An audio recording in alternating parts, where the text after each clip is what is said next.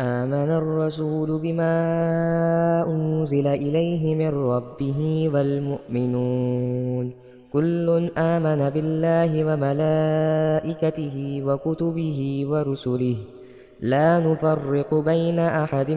من رسله وقالوا سمعنا وأطعنا غفرانك ربنا وإليك المصير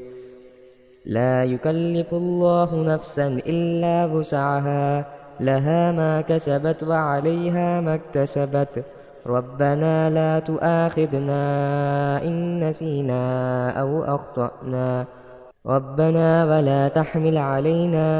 إصرا كما حملته على الذين من قبلنا ربنا ولا تحملنا ما لا طاقة لنا به واعف عنا واغفر لنا وارحمنا أنت مولانا